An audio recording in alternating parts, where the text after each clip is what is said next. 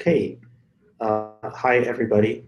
Today is Tuesday, March the 5th. I am Aaron of SIG Beard, and you are at the Kubernetes SIG Testing weekly meeting. You are all being publicly recorded, so you are of course going to be on your best behavior, and you can watch yourselves on YouTube later, adhering to the Kubernetes Code of Conduct, which means you're not going to be a bunch of jerks. But Prow sure is, am I right? Okay, sorry. Just back from lunch, warming up. Before we talk about Prow being a jerk, let's have Eric talk to us about the container image promoter and where and how we want to run it.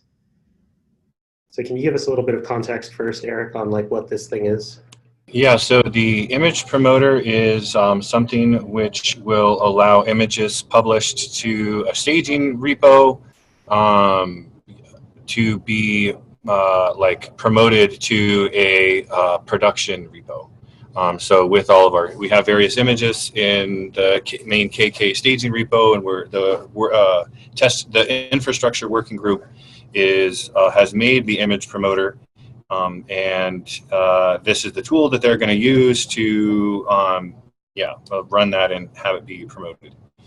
And we are adding a job to run that on a periodic basis. And the main reason why I wanted to bring that up here is the intent is to essentially have this be part of the eventually grow into the standard part of the test infra on call. That includes Prow and GCS Web and sort of all the infrastructure things to include the image promoter. And so we're going to run it in the trusted cluster. And so this should be something that the on-call team is aware of. Are there any technical reasons that prevent us from running this in a cluster in a CNCF account that more people than Google can administer?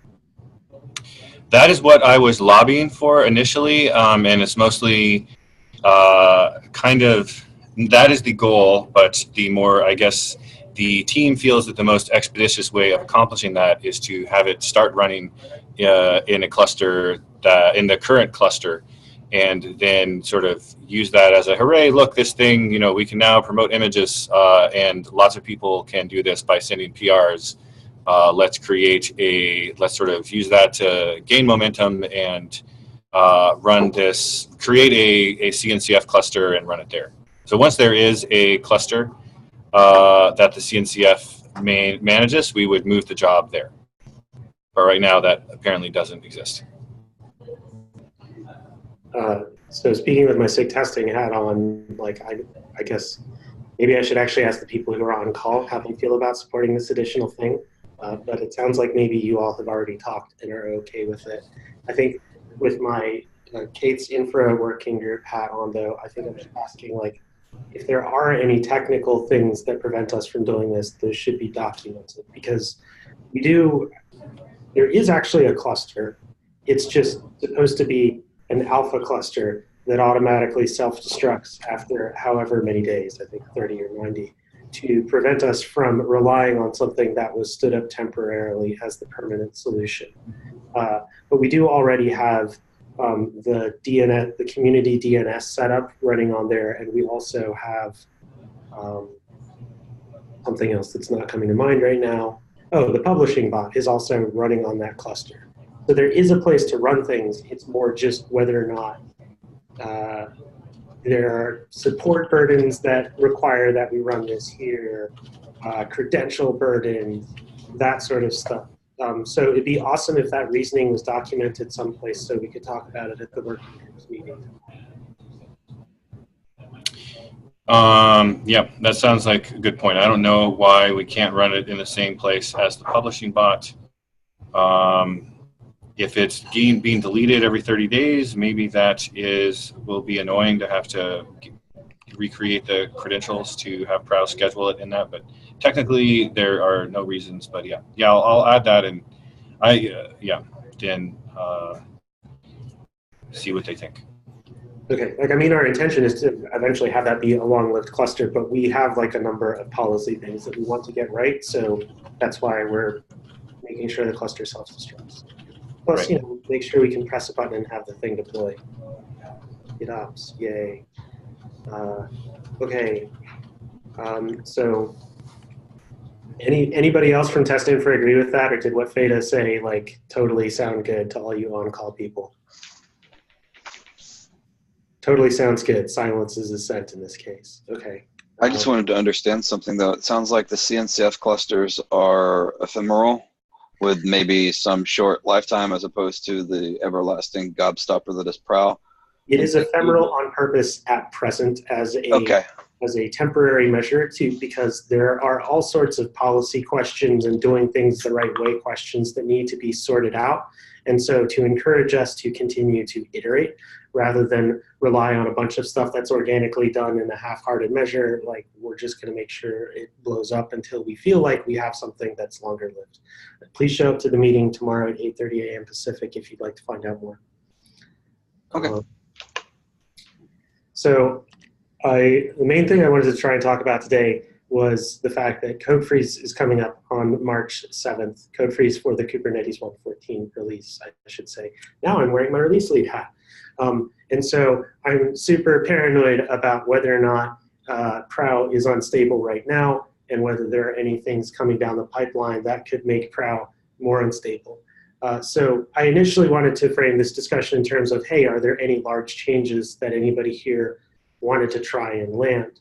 But I feel like based on what I have seen happen over the past couple of days, how is Prow doing? And what should we be aware of as a community?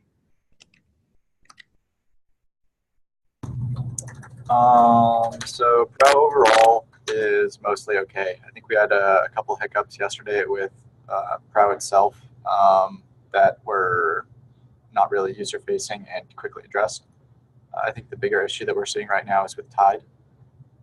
That being said, the issues are mainly limited to the status controller, which means that, first of all, Tide separates the important syncing logic for actually merging PRs from updating its status context on PRs. And it seems that only the second half of things is actually really encountering problems right now. So PRs should continue to merge properly. The main issue that we're seeing right now is stale or missing Tide status context on PRs. We're looking into addressing that. It doesn't, from our side of things, we're not even sure that it's a change that we made. We're just seeing larger response times or request times for all the searches that we're running against the GitHub API. We're working with some of the people from GitHub to address this, but I don't really have an ETA on when it'll be solved since we don't really know what's going on yet. That's okay. I thought I saw something sent across the Kubernetes dev mailing list about changing Tide to run with an org query instead of an individual repo query. Doesn't seem to have made a difference though. Like when that changed, doesn't seem to have triggered the behavior we're seeing now. Yeah, so that went in on a Friday, and it seems that we started seeing problems yesterday, Monday. That is really the only recent change that we've made. So we were considering that, but it doesn't appear to be that. We could revert to try and fix things, but I'm a little bit hesitant to, just because I don't think we have any evidence to suggest that's the problem. I think one thing we have learned in the last couple of weeks is that there's a number of ways that there's like this snowballing failure behavior, either in Tide or in Prow in general. I know when I hit like content creation throughput rate limits from GitHub, that took down our cluster for 2 days. And I know that the Prow.case.io cluster didn't have that issue because GitHub engineering was able to mitigate that before that actually happened. But I guess we're just learning that there's definitely a couple like pretty key places where things can fall apart pretty quickly. But I'm not sure that it's not obvious that it's a result of changes in the Tide or in the Prow ecosystem.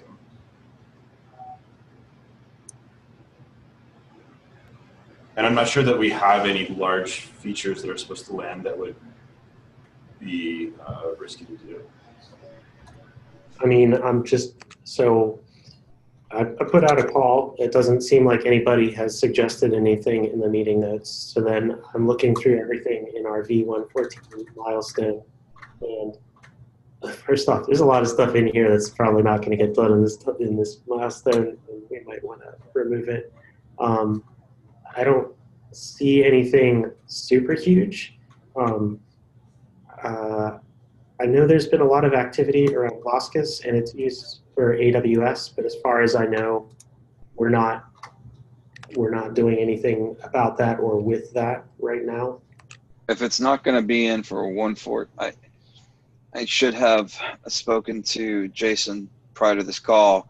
I know from our end, there's a huge push to get Kappa out, which includes the EDE, and I was out part of last week for some personal stuff, so I didn't get to push on those items, but there are some outstanding PRs. However, whether it's 114 or the day after, I don't think it really matters. You know,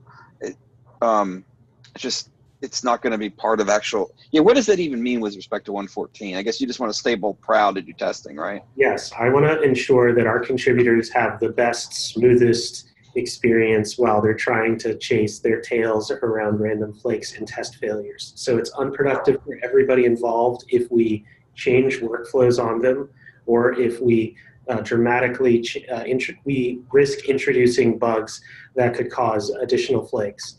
So okay, that's fair enough. So what's the, I need to take this back to them though. What's the timeline then if this doesn't get pushed through? When do we? I guess also, Aaron, are we also presupposing that we need to be deploying daily? I would love for us to get back to the ritual of deploying Prow daily. I feel like I'm leaving that to this group's best judgment on what it takes to maintain Prow in as stable a state as possible. Because I expect that's what you're trying to achieve. You're not trying to push Prow to land new features, but you're instead trying to push Prow to get us back to the stable state of Prow matches head. And so it reduces the amount of risk of rolling out additional changes or bug fixes if necessary. Potentially, yeah. But I mean, I think there's something about like CNCF Prow, or sorry, the Prow.case.io deployment specifically, and whether or not if Prow becomes like a working group under test infra, whether or not it's going to be focused on deploying head daily during code freeze for the Prow.case.io cluster, since there is like a larger community around Prow. Sure, we should work to split these two efforts out. One, the management of the Prow code base, two, the management of Prow.case.io. But I think what I'm asking for this group is try and use your best judgment and not land any massive refactors. And I think right now, like, we don't have anything in the pipeline, so I think this is sort of Well, we do. no-op. We do. I mean, if that, I guess that's, well, we do and we don't. I have a pretty big Boscos PR, but it doesn't replace the existing janitor that COPS uses, although Sim did say, can we replace that? Can we replace those periodic jobs with this Boscos AWS janitor? And my answer is probably yes, but there's no reason you have to.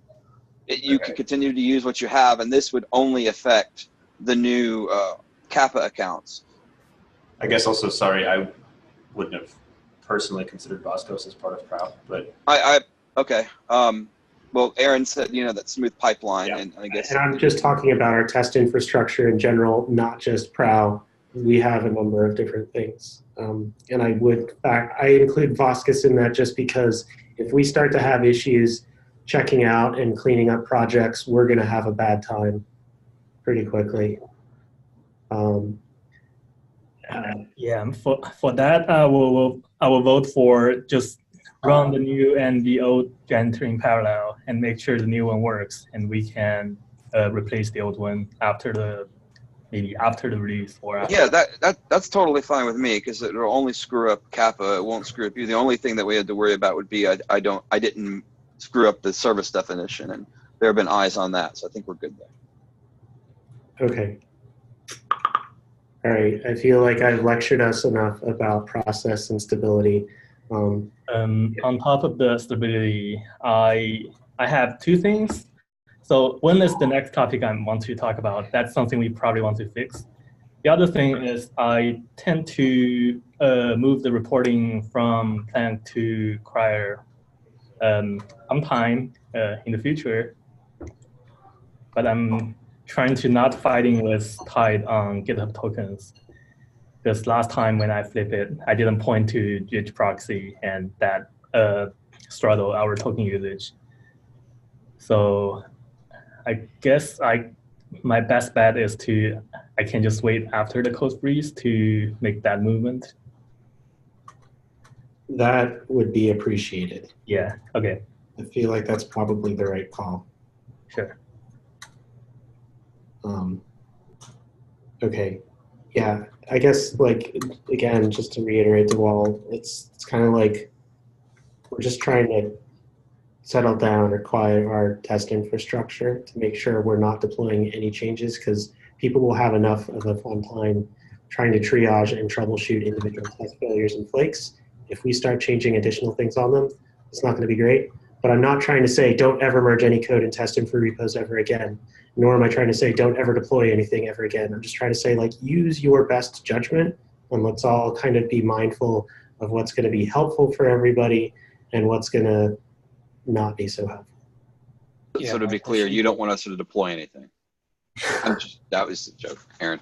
Yes, make sure you write exactly that in the notes. I'm not going to. Then I will say Andrew said it. Yeah, my question was, does the code freeze means ops freeze? I mean, will you not push anything to Prow or anything inside infra? I'm not talking about the repo. I'm talking about the... Yeah, and I'm explicitly saying no. I'm not saying it's a deploy freeze. I'm just saying we're going to be really careful here, because I'm really against the concept of letting a bunch of additional changes pile up. That's even riskier. We all just experienced that last month. I want to make sure this team remains in a state of least risk possible. I think we should be in a state where we are not merging big new changes like that, and especially given how things have gone for the past month, I think this is a great opportunity for us to try and stabilize things, and instead of working on new features, maybe table those for a little while and just work on getting things like really healthy and see if we can hold that state for a couple weeks. We had talked about quickly sort of a moving forward, what are the next steps to drive stability back once we have head deployed and working for a while. That's in the notes from last week. We could put that into an issue if we generally have consensus that that's something we want to do during code freeze. I feel like that would be a good idea. I'd like Sen to talk about his issue first, because this sounds like at least one of the stability issues we have. Yeah, so the issue is found by the scalability folks that their cron jobs keep getting retriggered after finish. I was originally thought it was a killed issue we had before, but not this time. It's end up with the Kubernetes pod GC is fighting with Sinker. So we have. If there's a limit to the number of pods that can be running concurrently in one of your build clusters, I feel like your only solution to this is to have a separate build cluster. So yeah, on top of that, I found out we have a large number of stale pending pods and running pods. We have 23 jobs that has been running over a day and not finishing. We probably should consider kill a running job after a. Are they using decorated pod utilities or no? Yes, they are. Do you know what your timeout is set to? I mean, the last line of the logging is the entry point exit is one from pod utils, but the pod didn't finish properly. Okay, let's take this offline and try to see why those pods are still there. Okay. Also, we have 200 or more pods have stuck in image polling back off. Steve pointed to me, we had a fix in Planck to kill the pending pod after a certain amount of time. which we configured to an hour, but that logic seems didn't work. We probably also want to resolve that. I think a lot of these look like actual just logical bugs in our system, because from what you're saying, like we should be well formed in all of these cases, right? Like we already have logic in place to time out after a certain time or to like stop the pod pending. Yeah. Also, the places that you sub where we're just missing something in the system. Yeah. Also, the pod GC logic is cleaning pod from their start time. That's why we only see this behavior on the scalability jobs, because they take like super long time to run. And when pod GC kicks in, it will prioritize cleaning those oldest started jobs rather than oldest finished jobs. I'm not sure if we should file a bug in Kubernetes to improve that behavior, or this is considered WAI. I would guess that that's working as intended, because I assume this is supposed to also clean up pods that are stuck in a running state. I don't think it's cleaning up pods in the running state. It only touches finished pods.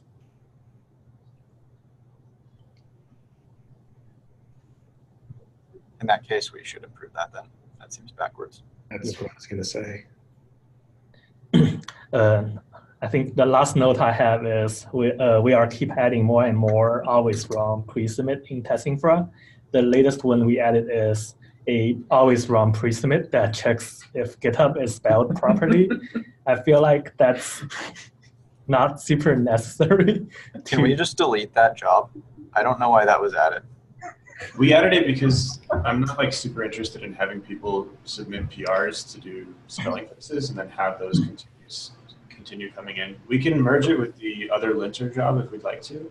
Yeah. But I feel like the fact that you guys have a specific PodGC problem makes this an issue, but having small jobs that do one thing is a good thing. Like that's what Prow's really good at. Not for the way that we currently report jobs to GitHub. Having every job, like just having tons of statuses on a GitHub PR is not super great for UX. I was going to ask if I think this is one option. The alternative option is something like Kubernetes verify job, where it ends up being an hour to an hour and 20 minutes, but is actually made up of a bunch of individual verify scripts, each of which register as a test in that verify job. So like 10 different jobs or 10 different long-running scripts, each of which run in serial and all roll up to report in a single job. I guess on our end, from like the developer perspective, having shorter jobs that do one thing and retest individually and report individually makes more sense. I mean, don't we have a spell check job already though? Yeah, and I was saying we should totally roll it into that one if we do. Yeah, we don't need multiple spelling check jobs. I think that's getting to be a little ridiculous. Yes. But I also think that like the solution to having too many pods getting GC'd is not trying to like squash jobs together, but at infrastructure level fixing them. On the other side, I would argue that these kind of job can just be a periodic job, and it's not going to affect like the actual functionality. Whoever is on call can just take a look at a job like once a week and just. Is everyone else on call happy to get that responsibility? This is literally something that could be run as a periodic job that files a PR to fix all the issues too. Yeah, maybe. I mean, like this is. I feel like these are not difficult or important problems to be really solving, and if they're affecting our workload or our process flow in any way, then we should just get rid of them. I'd like to introduce you to this wonderful issue called the shell check PR issue, and ask you if you've experienced the review burden that has caused. Yeah, Colin, the reason that I asked for this job to be written, or at least for a check to be written, was so that nobody would have to sit through a pull request to test in for fixing this spelling mistake ever again, which I think you can get behind, right? Like if this had been added as a follow-up to the current linting job, like I think nobody would have ever noticed, and we would be all happy. And Yeah. I like the fact that no one's ever going to make a PR to fix GitHub spell in the future. I agree. To me, this feels like another typo thing. I feel like the spell check job should be the typo job or whatever, and we can add stuff to that. I kind of lean in Steve's direction. I feel like we should make our infrastructure better. We shouldn't work our workflow to our infrastructure. And I kind of like living in the world where we run as many tests as we possibly can on pre-submit. I feel like some of us at least have come from the bad old days where we ran a number of periodic jobs against Kubernetes, and then we blocked on whether or not those jobs were failing. And it allowed us to merge PRs that looked green because all of their tests passed, but then additional tests would run once those PRs had merged and everything went went haywire. And so as much as we can run tests during pre-submit, I think it'll be better for everybody. Since we're talking about pre-submit tests, and probably don't have, we're out of time, doesn't matter. I'll bring it up in the Slack channel. Okay, yeah, I just got the knock of I'm losing my room.